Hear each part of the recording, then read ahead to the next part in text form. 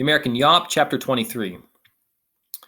In late 1928, Herbert Hoover told the American people, "We in America today are nearer to the final triumph over poverty than ever before in the history of any land."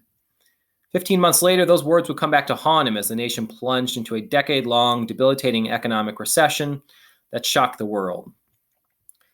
The stock market's collapse in 1929, no matter how dramatic, did not by itself depress the American economy. Instead, that crash exposed a great number of factors that, when combined with the financial panic, sank the American economy into the greatest of its economic crises.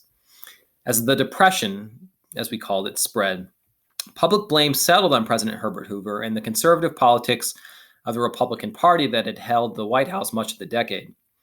But Hoover was as much a victim as a perpetrator, a man who had the misfortune of becoming a visible symbol for largely invisible forces. Rising inequalities, declining demand, rural collapse, overextended investors, bad farming misfortune, and the bursting of speculative bubbles all across the economy conspired to plunge the nation into an intractable economic malaise, something that was actually a series of recessions. Individuals, families, and communities now face the painful, frightening, and often bewildering collapse of the economic institutions on which they had been depending. By the end of 1932, the crisis had become so deep and so widespread that most Americans had suffered from it directly. Markets crashed through no fault of their own.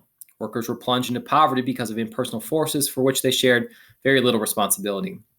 The most desperate Americans, the chronically unemployed, encamped on public or marginal lands in so-called Hoovervilles, that is, spontaneous shanty towns that dotted America's cities in this era, and they depended on bread lines and street corner peddling just to survive. Out in the Great Plains, America's breadbasket, an environmental catastrophe deepened America's long-standing agricultural crisis and magnified the tragedy of the Depression. Beginning in 1932, when the Depression was at its most bleak, severe droughts hit the plain states from Texas to the Dakotas until at least 1936. Those droughts compounded years of agricultural mismanagement and soil erosion, and now rolling winds churned topsoil into massive storms that blotted out the sky, choked settlers and their livestock, and rained dirt all the way to the East Coast. The Dust Bowl, as the region became known, prompted a vast migration of families out of the southwestern plain states, often to the derision of state officials in nearby states, not happy to take on additional charity case Okies, let alone Mexicans or other immigrants seeking opportunity in America during this hopeless decade.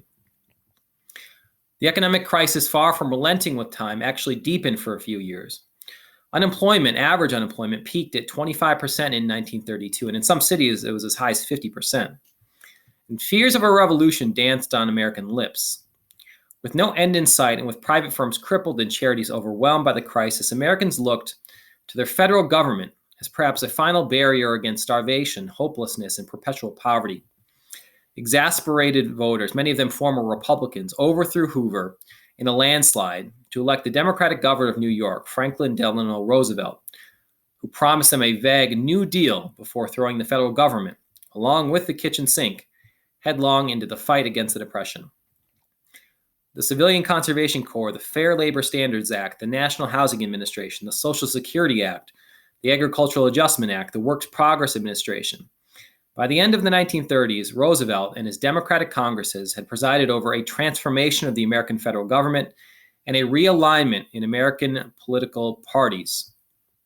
Before World War I, the American state, though powerful, had been a government out of sight largely. After the New Deals of Franklin Delano Roosevelt, many Americans, had come to see the federal government as a potential ally in their daily struggles, whether finding work, securing a wage, getting a fair price for agricultural products, or organizing a union.